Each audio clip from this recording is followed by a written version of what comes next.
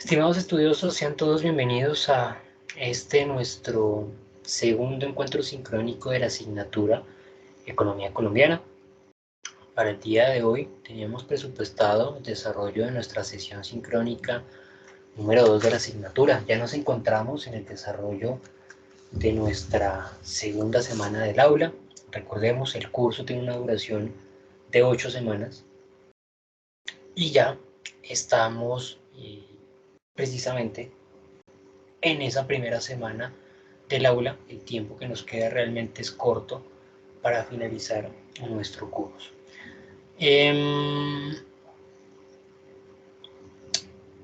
Para el día de hoy, como lo indico,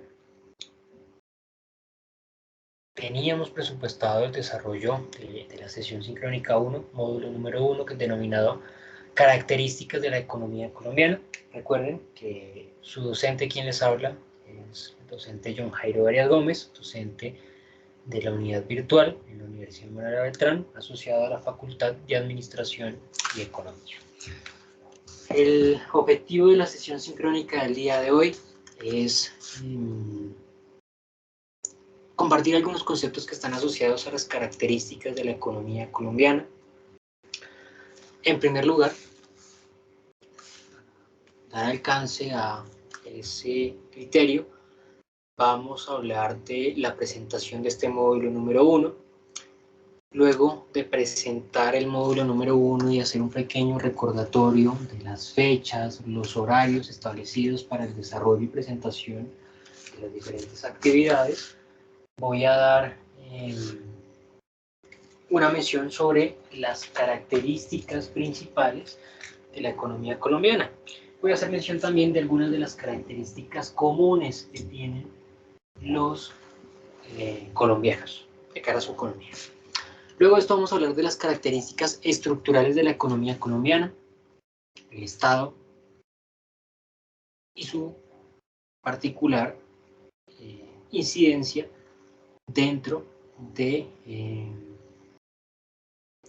la economía nacional.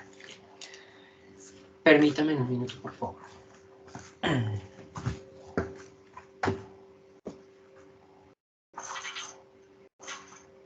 Bien. Entonces, como punto de partida, voy a realizar, como comenté hace un momento, una breve presentación del módulo número 1 del curso. Para esto, al igual que lo hice en la sesión sincrónica anterior, voy a dirigirme directamente a la plataforma, que pues podamos visualizar el contenido del aula. Bien, una vez ustedes ingresen al curso, recordemos, deben dirigirse a la pestaña módulos. Primero vamos a verificar nuestro plan de formación y cronograma de actividades. Recordatorio inicial. Recuerden, nuestras actividades tienen apertura y cierre los días lunes a las 8 de la mañana, a excepción únicamente de la evaluación final, la evaluación acumulativa del curso. Esa evaluación final, recordemos que tiene fecha de cierre un día domingo a la medianoche, que coincide con la fecha de cierre del curso, pero para las demás actividades es una generalidad que su apertura y su cierre sean los días lunes a las 8 de la mañana. En tal sentido, la evaluación diagnóstica cerró ya, una actividad que se habilitó desde el 19 de julio, recién abrió el aula, y cerró el pasado lunes, 26 de julio, a las 8 de la mañana. Quienes no hayan alcanzado a desarrollar esa actividad diagnóstica, no se preocupen. Esa actividad diagnóstica, como se dan cuenta ya mismo, ahí donde dice porcentaje, tiene un peso del 0% sobre la nota final del aula. ¿Eso qué significa? Que no tiene ninguna incidencia, no tiene ninguna repercusión sobre su aprobación o reprobación del curso, que les va a afectar en lo absoluto. Entonces, quienes no hayan alcanzado a desarrollar esa actividad diagnóstica, no se preocupen, ocúpense más bien de desarrollar la actividad número 1, que ya también está próximo su cierre, y que esa actividad, y a partir de esa actividad en adelante, si cada una de las entregas tiene una ponderación y un peso que afecta, como lo digo, su aprobación de la asignatura. Bueno, entonces, para el módulo número 1, que es el que nos trae el día de hoy, recordemos que cada una de las actividades, no solamente de este módulo, sino pues en términos generales del curso, vamos a tener que desarrollar 4 entregas y de esas 4 actividades, cada una, el peso sobre la nota final del aula será del 25%. Es decir, tienen exactamente el mismo peso todas las actividades. Para nuestro módulo número 1 serán solamente las primeras 2 actividades del curso. Las primeras entregas se encuentra habilitada desde que se abrió el aula. Algo importante que yo debo aclarar es que el diseño de cada una de las actividades de este curso están están diseñados para que ustedes puedan desarrollar sus entregas en un plazo máximo de 1 semana. De todas maneras, debido al tiempo que permite el curso y a la configuración que tiene, pues se ha dado un espacio de 2 semanas. Pero las actividades están diseñadas para que ustedes las puedan desarrollar en un plazo de 1 semana. Bien. La primera de las actividades se habilitó desde el 19 de julio y tiene cierre programado este próximo lunes que viene, 2 de agosto, a las 8 de la mañana. ¿Eso qué significa? Quienes hayan sido cargados el 20 de julio, el 21, inclusive hasta el 25 de julio, están dentro del tiempo en el cual pueden desarrollar la actividad. Pero particularmente sé que el 26 de julio no hubo ningún cargue. El último cargue en esta asignatura se realizó el pasado miércoles, así exactamente 8 días. Bueno, después de el cierre de la actividad 1, es decir, este lunes que viene a las 8 de la mañana, se habilita la segunda actividad, la evaluación del módulo número 1, y esa actividad permanecerá habilitada hasta las 8 de la mañana del 16 de agosto. Esa es la fecha límite para desarrollar esa actividad. Con esto habremos completado el primer 50% del curso, ya llevaremos la mitad, estaremos dando un gran avance para el desarrollo total de la asignatura. Importante, aprovecho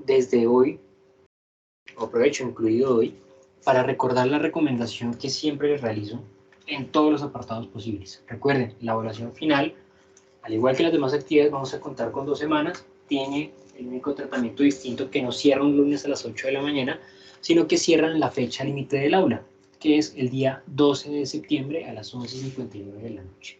Esa recomendación es muy importante porque saben ustedes que después del 13 de septiembre realmente, ya no hay ninguna oportunidad de realizar modificaciones o ajustes por parte del docente. Inclusive el 12 de septiembre es un día domingo. La recomendación, cualquier novedad, cualquier solicitud, cualquier novedad que ustedes quieran reportar, como máximo unos 3 días antes de esta fecha, ¿no? Porque el 12 es domingo, el 11 viene siendo un sábado, por lo tanto los docentes acompañan su jornada hasta el mediodía. Entonces creo yo que por ahí el 9-10 de septiembre es una fecha oportuna para reportar cualquier novedad que exista. ¿Bien? Luego de esto encontraremos el módulo de sesiones sincrónicas. Acá están las fechas y las horas en las cuales tenemos programado el desarrollo de cada uno de estos encuentros. Ya llevamos 2. Hace 8 días desarrollamos el primero, hoy estamos desarrollando nuestro segundo encuentro sincrónico y ya por allá el 9 de agosto, dentro de 15 días, casi 15 días, estaremos desarrollando el tercer encuentro sincrónico. ¿Bien? Bueno, teniendo claro las fechas de nuestra asignatura, volvemos entonces a la presentación y ahora sí, vamos a entrar en materia. Lo primero, recordemos, módulo número 1, características de la economía colombiana. Busco que ustedes puedan identificar las características económicas del colombiano promedio y sus implicaciones en la actividad económica. ¿Cuáles son las características económicas del colombiano promedio? El colombiano promedio sabe leer, sabe escribir, al igual que el 91% de sus compatriotas, pero solo ha recibido como máximo 6 años de educación en promedio, lo cual implica que apenas completa la primaria. Un gran porcentaje de nuestra población no ha logrado tener acceso a la educación secundaria, mucho menos a la educación técnica, tecnológica, profesional y obviamente mucho menos a la formación en posgrados. Lo peor aún, en ocasiones aquellos que tienen la posibilidad de acceder actualmente ya no lo están haciendo. Nos estamos enfrentando a unas nuevas generaciones, las cuales ya no tienen interés por estudiar. Su interés en estos momentos se está centrando en, una vez terminan su ciclo básico de estudio, empezar algún tipo de actividad económica productiva, trabajar. Pero los trabajos que ellos están identificando no son los trabajos que comúnmente se identificaban en otras épocas, en tratar de lograr algún puesto laboral en una empresa, algún cargo administrativo, gerencial, o desarrollar alguna actividad como medicina, derecho, ¿no? Sino que actualmente las nuevas generaciones quieren empezar a ganar dinero a partir de monetizar sus redes sociales. Quieren ser youtubers, quieren ser tiktokers, quieren ser influencers, instagramers. Entonces, de cierta manera, identifican que el estudio no es un elemento que les sea relevante para desarrollar su actividad productiva, su actividad económica, que no es algo que haga parte de su proyecto de vida. Eso es algo que, desde el punto de vista personal, es algo que considero lamentable. No solamente porque genera una implicación obviamente en la actividad económica del país, sino por el desarrollo que no está únicamente orientado a lo económico, sino el aporte que puede esto llegar a representar a una persona en su formación intelectual académica. El colombiano promedio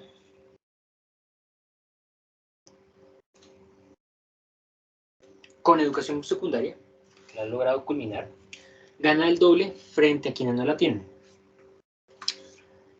Los que cuentan con una formación técnica el triple, y quienes logran culminar su formación profesional puede que ganen hasta 7 veces más. ¿Qué significa esto? Que en términos generales estamos hablando de la población que no logra acceder a esa educación. Es población que se ve enfrentada a tener o a ganar salarios demasiado bajos, por no contar con una formación básica oportuna por lo menos. Son trabajadores que se están teniendo que enfrentarse a trabajar por horas de trabajo, por momentos, por instantes, teniendo que trabajar por aquello que consideren oportuno desde otros apartados que les quieren pagar.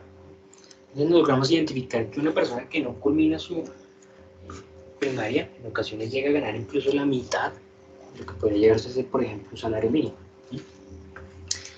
Características fundamentales. El colombiano promedio no ahorra. El colombiano promedio, su gasto refleja su ingreso. Su ingreso refleja su cambio en el consumo. ¿Qué significa esto? Pues lo podemos ver nosotros en nuestro día a día, de pronto en amigos, en compañeros. La persona que se gana 1 millón de pesos, se gasta el 1.000.000 de pesos. Si esa persona consigue un ascenso en su trabajo y pasa a ganarse inmediatamente 2 millones de pesos, se gasta los 2 millones de pesos. Y si resulta que el siguiente mes consigue un nuevo trabajo en otra empresa y se gana ahora 3 millones, pues se gasta 3, incluso hasta más, se gasta 3,5. El colombiano promedio no ahorra. El gasto está netamente o directamente reflejado en el colombiano promedio, o sea, en su ingreso. Gasta de acuerdo a lo que ingresa, no genera ningún tipo de ahorro. Es una característica general del colombiano, a diferencia de otras latitudes en donde el individuo promedio piensa futuro, tiene una visión en los años venideros, identifica que a futuro quiere lograr alcanzar una vejez digna, y por lo tanto realiza un plan de vida que le permita llegar a alcanzar a esa vejez digna. El colombiano promedio vive en el día a día.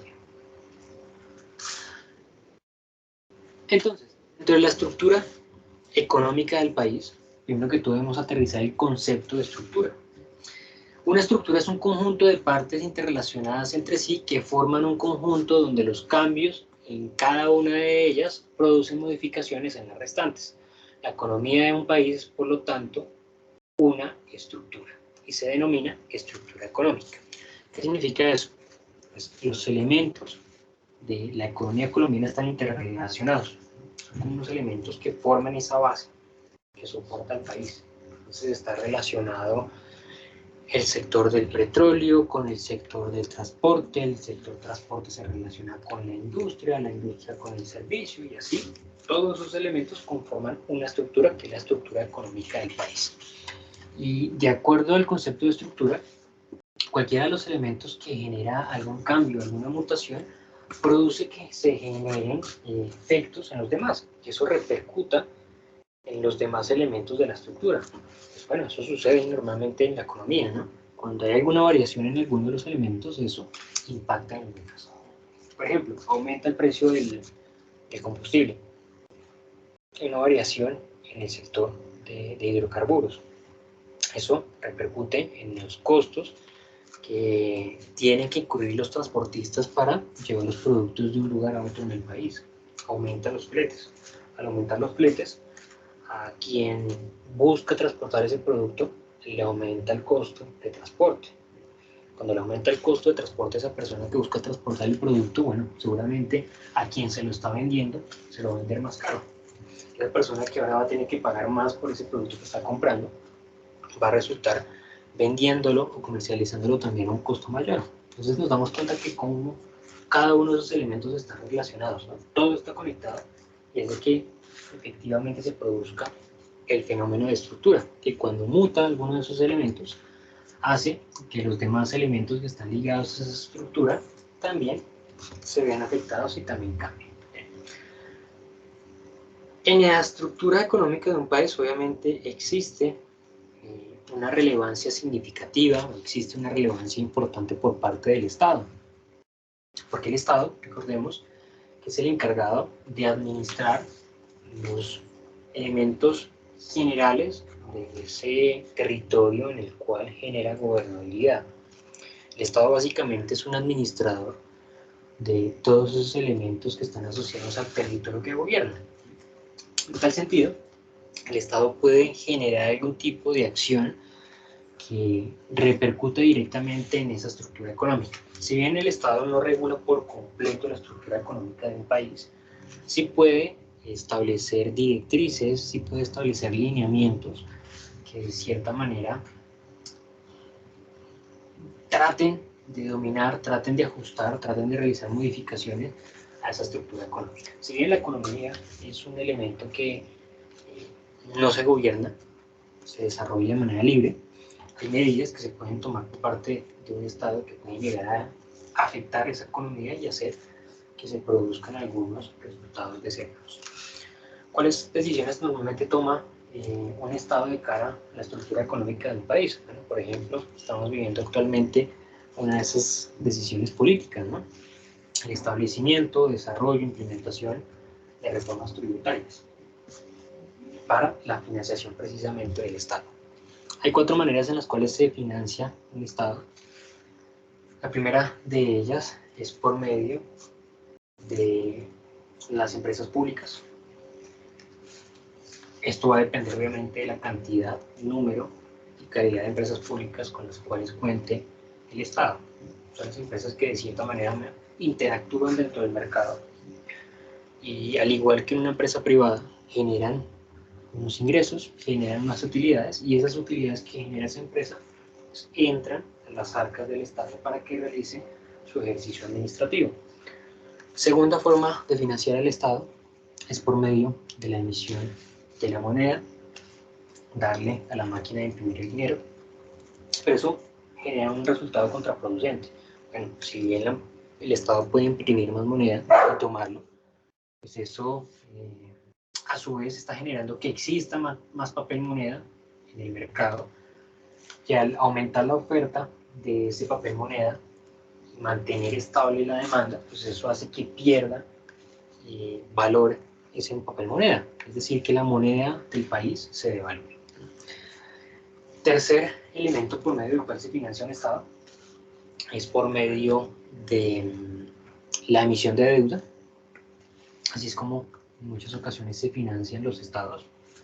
Emiten deuda, es un pagaré, en otras palabras, o como popularmente se menciona en el argot popular de la gente, las letras o letras de cambio, en la cual una persona se compromete a pagarle a otra persona el dinero que le está prestando. Esa es la emisión de deuda que realiza un país. Países de todo el mundo realizan este ejercicio de emisión de deuda para que inversores internacionales compren esos bonos de deuda y esas personas tengan ese dinero disponible para financiar el Estado. Colombia, Estados Unidos, todos los países realizan el ejercicio de emisión de deuda. Y cuarto, estamos hablando de el pago de impuestos. Los impuestos es la otra modalidad de financiar un Estado, el cual, pues, a partir de una recaudación que realiza el Estado de sus contribuyentes, obtiene dinero para poder gestionar sus actividades administrativas del territorio en el cual gobierna. Esas son las decisiones que, entre otras muchas, que puede llegar a tomar un Estado para repercutir directamente en la economía del país. Por ejemplo, estamos viviendo actualmente otro de esos fenómenos que se presentan en el Estado. El crecimiento de una moneda de cambio, como es el dólar, o la devaluación de nuestra moneda frente al dólar. Básicamente, ¿eso qué significa? Que hay muchas personas que en este momento quieren comprar dólares, y eso es un fenómeno que se está presentando mundialmente, principalmente debido a que se prevé que en Estados Unidos este año va a existir una inflación un poco mayor a la que regularmente se tiene, y eso se traduce en que las tasas de interés van a subir el próximo año. Entonces, de cierta manera, a las personas en este momento les interesa, a los inversores internacionales les interesa tener dólares. Eso aumenta el precio del dólar, porque todo el mundo está comprando dólares, la demanda es mayor, posiblemente la oferta sea menor, y obviamente pues eso hace que el precio de cada uno de los dólares aumente. Pero eso también representa que nuestro mercado está perdiendo poder adquisitivo frente a los demás. De cierta manera, cada vez nuestro mercado tiene una relevancia menor frente al mercado estadounidense. Si bien no vamos a llegar a comparar los dos mercados, sí podemos llegar a identificar que existe en este momento una variación frente a esa, digamos que variación, frente a ese equilibrio, o frente a esa comparación que nosotros podemos realizar anteriormente. Ahora bien, segundo concepto importante para entender la estructura económica del país, la población. Cuando hablamos del tema de población, para las empresas resulta realmente significativo la cantidad de la población y la edad, el nivel educativo y los salarios. Esto de cara a establecer una inversión en ese país, establecer una empresa productiva, o de cara a vender sus productos. ¿Por qué? Cuando existe un mercado en el cual existe una gran población, una población joven, una población con de pronto salarios bajos, una población disponible como punto de trabajo y de consumo, las empresas van a estar interesadas en ir allí poner un puesto de trabajo, ¿no? Empezar a producir. Cuando existe otro mercado en el cual pues de pronto no hay mucha población, no hay mucho nivel de desarrollo, no hay mucha educación, pues ese interés disminuye. Voy a tratar de realizar un comparativo macro y micro para que se entienda mejor esto. Por ejemplo, nosotros tenemos la idea que los ingresos de los chinos son ingresos inferiores. Las empresas se van a comprar, a establecer sus fábricas en China porque sencillamente la mano de obra es muy barata. Y allá las empresas entonces pueden obtener muchos beneficios porque es muy barato producir, muy barata la mano de obra. Bueno, no todo se resume únicamente a eso. Hay otros factores asociados a eso. Partamos de qué serviría producir tanto, producir en demasía, si después yo voy a necesitar tomar todos esos productos, sacarlos de China, montarlos seguramente en un barco y llevarlos a otro lugar del mundo. Puede que eso me cueste bastante. ¿Sí? Digamos, imaginémonos, voy a producir teléfonos celulares y voy a producirlos en China para venderlos en Nueva York. Pero voy a tener que sacarlos del lugar donde los produzco en China hasta un puerto. Ese puerto, llevarlos muy seguramente por todo el Pacífico hasta algún puerto de Los Ángeles o en la zona, en la costa este de Estados Unidos, y después atravesar absolutamente todo el país para llevarlos hasta Nueva York y venderlos. Estoy atravesando prácticamente todo el mundo y eso tiene un costo. Entonces, ¿no será que yo al realizar esa actividad, lo que estoy en lugar de lo que me estoy ahorrando en la mano de obra, me lo estoy gastando en transporte? Seguramente sí. No todo eso se resume a establecer una fábrica ya porque es muy barato producir. Realmente estamos hablando de que, por ejemplo, China es la séptima parte de la población mundial, incluso de pronto hasta un poquito más. En el mundo hay 7.000 millones de personas, más o menos, de pronto un poco más ha crecido la población, y China son 1.300. Ya está cerca de India, ¿no? India se le está acercando bastante, y en los últimos años el crecimiento de India ha sido exponencial. En este momento, China tiene una población de 1.300 millones de personas. Significa más o menos una séptima parte de todo el mundo en ese país. En términos económicos, eso de pronto podría representar una gran oportunidad. Son 1.300 millones de personas que potencialmente pueden estar comprando mi producto. Por ejemplo, Coca-Cola, que tiene su fábrica allá. Y si todo fuese por mano de obra barata, bueno, ¿de qué me sirve entonces producir tanto y tanto y tanto allá barato si no tengo a quién vendérselo? No, realmente sí hay a quien vendérselo. A esos 1.300.000 personas. 1.300.000 personas no, 1.300 millones de personas. Lo que pasa es que en China, obviamente, las organizaciones que quieren establecer su inversión allá tienen que cumplir con 3 elementos.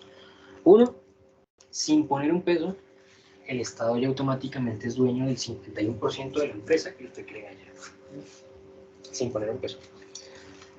Dos, usted debe asegurar que obviamente va a contratar a personal chino y va a capacitarlo. Y número 3, la inversión, la maquinaria y todo lo que usted lleve allá para realizar su ejercicio productivo, allá se queda. Si usted en algún momento toma la decisión de irse del país, esos elementos que usted llevó allí, allá se quedan. ¿Por qué a pesar de esas 3 decisiones, de esos 3 requerimientos que establece China? Y esto les digo, esto no lo establece únicamente China, lo establecen todos los países asiáticos. Japón, Corea del Sur, todos los países asiáticos tienen una particularidad, y es que tienen esos mismos 3 ítems. Pero ¿por qué a pesar de esos 3 ítems, y especialmente uno como ese, de que el Estado chino se convierta en dueño de la mitad de algo que usted está pagando, pues a pesar de todo eso, las empresas aceptan? Por una sencilla razón, y no es porque sea muy barato funciona allá, es porque es realmente oportuno para las empresas. Es un gran negocio para la organización. Es una burbuja. Los chinos están allí encerrados. Es una séptima parte del mundo. Es una séptima parte del mercado que está encerrado en una burbuja. Que de cierta manera pueden adquirir una gran porción de esa población los productos. No estamos hablando de que absolutamente los 100.300 millones de personas van a poder adquirir el producto.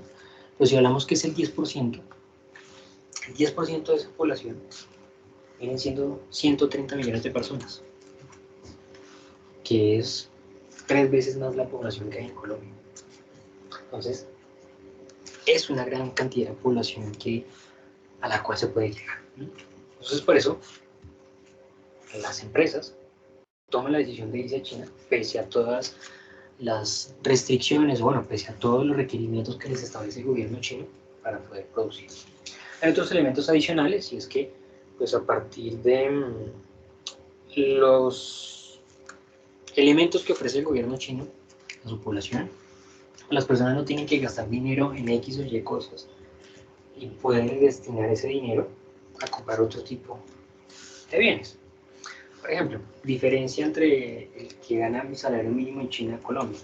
Si gana el salario mínimo en China, pues no tiene que preocuparse por arriendo desde el gobierno chino, pese a que de pronto podemos estar en desacuerdo o en acuerdo frente a las condiciones, que pueden no ser muy buenas, pero le ofrece un techo. Le ofrece, por ejemplo, salud, no va a tener que pagar por salud, no va a tener que pagar por transporte, mientras que el colombiano, a su vez, aquí gana el salario mínimo, la mitad del salario, por lo menos, se le va al arriendo. De ese 50% que le quedó, un 20% se le va en transporte para poder ir al sitio de trabajo. Del 30% restante que le quedó, un 10% se lo gasta en salud. Y el otro 20% que le queda para comer medianamente. Entonces, es una gran comparación que nosotros podemos encontrar acá. Estamos hablando de que el chino, por lo menos, le va a quedar un 60% de su salario a comparación del colombiano para otro tipo de gastos. Esa comparación a nivel macro. Vemos que en ese sentido, ¿a quién le interesaría una empresa internacional más? Irse a China, donde puede encontrar, como lo digo, si es el 10% de la población, va a poder encontrar a 130 millones de personas con poder adquisitivo, o venirse para Colombia, donde tampoco el 100% de la población tiene poder adquisitivo. Hablemos de, en el mejor de los escenarios, un 30%. Somos 45 millones, 30% vienen siendo 13 millones de personas. Frente a 130, hay un mayor interés por irse a China, ¿verdad? Comparémoslo ahora a nivel micro. Si ustedes tienen la oportunidad de crear una empresa, ¿dónde se ubicarían? ¿Dónde tratarían de vender? ¿En Bogotá? ¿O en Villa de Leyva? Si van a crear una empresa de producción de jeans, por ejemplo. Pues bueno, de pronto en Bogotá, pese a que existan otros competidores, hay 9 millones de personas que pueden estar interesados en comprar sus productos. Mientras que en Villa de Leyva, ¿y cuántos? Menos de 100.000, posiblemente. En Bogotá usted va a encontrar personal capacitado y disponible para que elabore sus productos. En Villa de Leyva, pues no se tiene con certeza de que existe ese personal capacitado. Entonces, de cierta manera, es acá donde nosotros resaltamos la población. Y efectivamente, para las empresas resulta llamativo identificar un porcentaje o un espacio en el cual exista una población relevante para establecer su actividad económica. Se fija en el nivel educativo de esa población, en su promedio de edad y se fija obviamente también en los salarios que tienen esas personas. Hace un tiempo yo trabajé en la empresa de viajes Despegar.com y en esa organización nos empezamos a dar cuenta que en algún momento nosotros teníamos oficinas en Buenos Aires, obviamente, que es el lugar de nacimiento de Despegar, en Uruguay, en Montevideo, en una oficina, en Santiago de Chile, también en Sao Paulo, en Ciudad de México, en Caracas y en Bogotá. Esas eran las oficinas o los centros de operación de Despegar en Latinoamérica. Pues bien, yo trabajaba en el área de procesos y empezamos a identificar que de un momento a otro esos centros de operaciones empezaron a concentrarse en Bogotá. Chile disminuyó su operación bastante y se centralizó acá en Bogotá. En México sucedió lo mismo. En Caracas se cerró y se trasladó únicamente a Bogotá. Y bueno, así empezó a pasar en muchos apartados. Cuando empezamos a preguntar a otras instancias de la empresa, pues ellos nos decían que, por ejemplo, que era el centro de atención al cliente, como call center, se estaba trasladando a Bogotá porque a las personas les gustaba más el acento de los colombianos, que era un acento neutro, que bueno, y sí. Pues bueno, cuando nosotros empezamos a indagar sobre otras áreas, no solamente sobre el call center, nos dimos cuenta de la realidad, y es que contratar en Colombia era mucho más barato que contratar en otro país. Por ejemplo, contratar en Ecuador, el salario es en dólares, es el triple del costo de contratar en Colombia. Se resumía que sencillamente en Colombia era muchísimo más barato contratar a comparación de cualquier otro país en la región. Bueno, algunas características de nuestra estructura económica. Bueno, ¿cómo ha variado nuestro país frente a su estructura económica?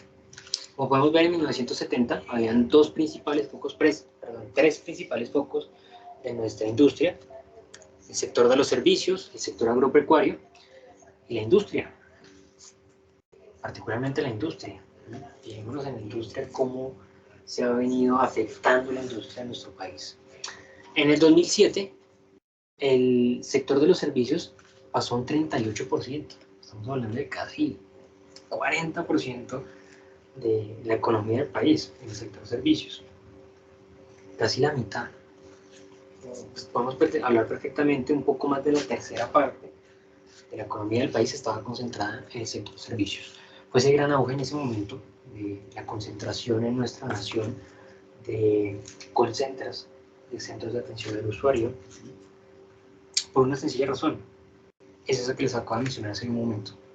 Mucho más barato contratar ese tipo de cargos en nuestro país por la mano de obra barata. Pero fijémonos en la industria. La industria pasó de un 21% a un 16%. Muchas organizaciones cerraron. Muchas industrias en nuestro país cerraron. Si nosotros consultamos el día de hoy cuál es el porcentaje que representa la industria dentro de la estructura económica del país, está por debajo de los 2 dígitos. ¿Cuáles son aquellos que han tenido también una variación significativa? El sector agropecuario pasó de un 25% a un 11%. Y el minero es el único que ha tenido una relevancia significativa, pasando de un 2 a un 7%. Ahora bien, vale la reflexión sobre las economías extractivistas, ¿no? Que se denominan de alguna manera. Aquellas que se dedican a extraer petróleo, carbón, cobre, cualquier tipo de mineral. Bueno, estamos agotando nuestro recurso natural, explotándolos, dañando nuestro ecosistema. Y en algún momento se va a acabar. Y después de eso, ¿qué nos queda? Estamos acabando todos los sectores de la economía. Después de que acabemos con el sector minero, que explotemos todos los materiales, que explotemos todos los recursos naturales, ¿qué hay después de eso? Bueno, esta es una representación más de esa variación en los sectores económicos. Economía y Estado, gobernabilidad y las políticas. Hay algunos elementos acá importantes asociados y es la intervención que existe por parte del Estado sobre la economía. Y esto ha tenido un recorrido significativo e importante a lo largo de la historia.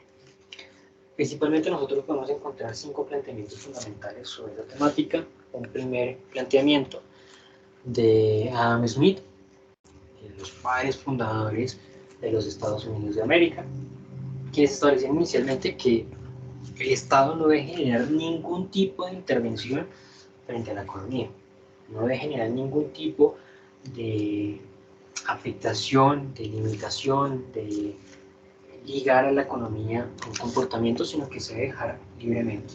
Adam Smith establecía que la mano invisible del mercado regulaba. ¿La mano invisible de qué se trata? Sencillamente esa dinámica competitiva, que sencillamente el mercado, él mismo solito, se establecía y se regulaba. Pues bien, ese fue el planteamiento clásico. Después entramos a un planteamiento neoclásico, donde se empezó a identificar que pues eso no era tan así, que realmente esa dinámica competitiva en los mercados, por un lado, sí, generaba grandes riquezas, grandes ingresos, grande productividad, gran nivel económico por parte de algunos actores en la economía, pero a su vez en otros apartados generaba totalmente lo contrario, generaba rezagos, generaba pobreza, ¿sí? Que no siempre esa regulación actuaba tan de manera regular, que en algunas ocasiones pues sencillamente no se lograba producir ese efecto de equilibrio dentro del mercado. Ese fue el enfoque neoclásico, donde se identificó que sí, debería existir de pronto alguna intervención estatal desde lejos, alguna carga impositiva al establecimiento de impuestos por medio del cuales a partir de ese dinero que se recaudaba, pues tratar de encontrar los mecanismos para apoyar a aquellos sectores en los cuales se generaba pobreza y miseria. Luego de esto encontramos el enfoque keynesiano. Keynes efectivamente planteó un resurgimiento del capitalismo porque realmente alrededor de los años 1930, épocas entre guerras, empezó a surgir el socialismo. Estamos hablando de la época posterior a 1929, donde existió una de las peores crisis del capitalismo, y el socialismo salía o parecía como una nueva alternativa, como la alternativa que permitía dar solución a esos problemas que creaba el mismo capitalismo. Muy bien, Keynes entonces estableció que debería repotenciarse el capitalismo, establecer unos nuevos lineamientos, unos nuevos enfoques. Estableció que de cierta manera el Estado sí debería realizar una intervención limitada sobre la estructura económica del país, también a partir de esas cargas impositivas que se desarrollasen, y estableciendo también limitantes a algunos productores dentro del entorno competitivo. Después apareció el enfoque post-keynesiano, porque sencillamente se identificó que en algunas ocasiones el Estado no actuaba de manera regular frente a todos los competidores, es decir, no entraba como un regulador, sino por el contrario, en algunas ocasiones las decisiones que tomaba favorecían a algunos sectores de la economía y podía llegar a afectar a algunos otros. No eran unas medidas equilibradas, ¿no? Y luego encontramos el enfoque moderno, donde sencillamente ya empezamos a dominar el concepto de corporatocracia, donde nosotros empezamos a identificar, y no estoy hablando de ahora, estoy hablando de hace muchos años, que el entorno del Estado, el entorno político, está asociado directamente al entorno económico, donde los líderes políticos están asociados directamente a grupos económicos, a empresas, que son realmente las empresas quienes colocan a esas personas en esos cargos políticos, y esas personas posteriormente se van a encargar de desarrollar las políticas, las decisiones gubernamentales que favorezcan a aquellas organizaciones que les han permitido llegar a ese cargo público. Es algo que, pues, juzguen ustedes, posiblemente podemos encontrar actualmente hasta nuestros días. Las políticas públicas de nuestro país no son tan volátiles como en otros países. Esto se debe principalmente a una característica, y es que nuestro país no ha tenido una variación política a lo largo de los años. Cuando digo a lo largo de los años, hablo de sus 200 años de historia. Digamos que la gobernabilidad de nuestra nación siempre ha sido prácticamente como una gobernabilidad heredada. En nuestro país siempre el presidente entrante viene siendo más o menos el candidato que hereda o que ha sido dado como el visto bueno por parte del presidente saliente. Entonces son políticas que se heredan, no como en otros países en los cuales pues hay cambios de gobierno, hay cambios de la tendencia política, y esos cambios generan que sencillamente las políticas cambien de manera significativa. Algunos ejemplos, por ejemplo, Brasil, que ha tenido gobiernos progresistas o de izquierda y gobiernos de derecha, conservadores, como es el caso de Dilma Rousseff y del señor Jair Bolsonaro, que obviamente cuando llegó el gobierno progresista a Brasil, empezó a implementar un conjunto de políticas, de normatividades que pues iban encaminadas a desarrollar sus ideales políticos, y una vez llegó el señor Jair Bolsonaro a la presidencia, bueno, pues cambió por completo, volvió a establecer otros tipos de lineamientos distintos. Sucedió, por ejemplo, también en Argentina. Argentina, que llevaba un gobierno de izquierda en los últimos años, llegó un presidente de tendencia con política distinta como Mauricio Macri y estableció otras políticas distintas, y apenas volvió nuevamente a llegar el presidente de izquierda en ese país, regresó todo eso que había establecido Mauricio Macri. Esas son características que se ven normalmente en esos cambios de tendencia política. No sucede, por ejemplo, en Estados Unidos, algunas personas que consideraban eso, no. Las tendencias políticas en Estados Unidos se manejan entre dos partidos políticos que son similares. En ese sentido, si nosotros nos fijamos cuáles han sido los cambios que ha establecido Joe Biden frente a los lineamientos políticos de Donald Trump, pues son muy pocos. Tal vez el principal y único ha sido el tema de las vacunas en Estados Unidos, en realizar una gran inversión en vacunas. Pero bueno, igual Donald Trump en su momento había hecho los grandes contratos con Pfizer, con Moderna, para la aplicación de las vacunas. Solamente que Joe Biden aumentó mucho más ese ejercicio de vacunación. Pero de resto, las políticas fiscales, internacionales, las políticas económicas han sido exactamente iguales si ustedes se ponen a verificar. No han sido cambios de fondo. Bien, el balance fiscal es un concepto importante y corresponde a la diferencia entre los ingresos y los gastos de una nación. En el caso que los ingresos sean superiores a los gastos, estamos hablando de un superávit fiscal, algo que pues, es un concepto rarísimo, ¿no? Por lo menos en nuestro país. Pero nunca escuchamos hablar de un superávit fiscal. Hablamos o escuchamos siempre es del contrario, del déficit fiscal, que los egresos o los gastos de la nación se convierten en superiores a los ingresos. Es decir, el Estado está gastando más de lo que ingresa. ¿Cuál es la solución a esto? Pues bueno, es un análisis que yo creo que lo tienen claro todo el personal que está en el gobierno, solo que hacen vista gorda a esa solución. La solución no son reformas tributarias, no es imprimir más dinero, no es emitir más deuda, y tampoco es las empresas públicas, ni mantenerlas ni venderlas. Eso solamente va a prolongar la agonía. La solución realmente es limitar. Es la característica del colombiano promedio. Entonces, si usted se gasta 1.000.000 de pesos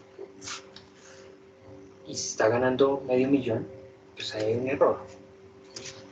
Y ese error no lo va a solucionar pidiéndole prestado a una persona, ni lo va a solucionar pidiéndole prestado a un banco, ni lo va a solucionar dejando de pagar este mes el arriendo. Solo lo que va a hacer con eso es prolongar la agonía, hacer que más adelante, por hoy tapar un hueco, pues mañana se destapa uno más grande. Ese es el problema del Estado colombiano. Venimos de unas 24 reformas más o menos, creo que en los últimos 20 años. Todos los años sale una nueva reforma, una nueva reforma, una nueva reforma. Y le estamos quitando las plumas a la gallina. Estamos prolongando la agonía. Realmente, la solución a este tipo de inconveniente que ha venido presentando la nación desde hace bastante tiempo es uno, y es limitar el gasto público. Limitar el gasto público es realmente la opción viable para poder mitigar el déficit fiscal que ha tenido Colombia durante mucho tiempo. Es eso, limitar el gasto público. Eso es algo que lo tienen claro el presidente, el Senado, los asesores del gobierno, pero es que limitar el gasto público es evitar que ellos puedan desarrollar las políticas públicas que en su momento creyeron. Estoy hablando de ambas corrientes, de izquierda y de derecha. Limitar el gasto público significa disminuirle costos o gastos de representación a los políticos. Disminuir el gasto público significa disminuir el salario a esos políticos. Disminuir el gasto público significa dejar de gastar en tanta burocracia, ¿no?, que se establece en nuestro país, que no sirve de nada. Eso significa disminuir el gasto público, pero realmente es la salida para nuestro déficit fiscal año tras año.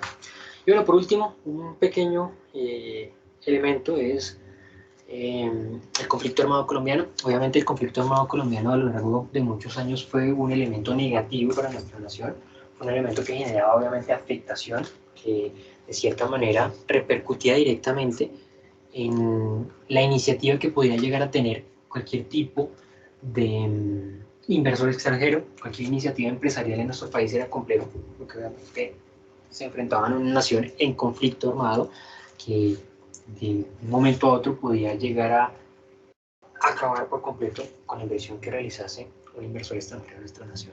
A partir de la firma del Tratado de Paz, que se estableció hace algún par de años, pues eso dio la oportunidad de nuevas inversiones en nuestro país, inversiones que crecieron en su momento y que le han dado la oportunidad a nuestra nación de empezar a generar una nueva dinámica económica. Nuestro país está asociado a una gran alianza que en su momento impulsó la economía de nuestra nación, la Alianza Pacífico, con México, Colombia, Perú y Chile, e impulsaron económicamente el desarrollo de nuestra nación. Pero hoy nos enfrentamos nuevamente a grandes retos, al estancamiento de la economía por consecuencias obviamente naturales de la pandemia y que pues nos lleva a todos a pensar cuál es la mejor forma de encontrar esos mecanismos que nos permitan desarrollar económicamente de mejor forma a nuestra nación. Bien. Mis estimados estudiosos, les agradezco a todos por su atención. Les recuerdo que si tienen alguna duda, alguna inquietud en la cual yo les pueda colaborar, no duden en escribirme por medio del correo electrónico de la plataforma. Yo voy a estar allí pendiente de resolver todas sus dudas y sus inquietudes. Muchísimas gracias por la atención y nos estaremos encontrando próximamente en una nueva oportunidad. Gracias y hasta pronto.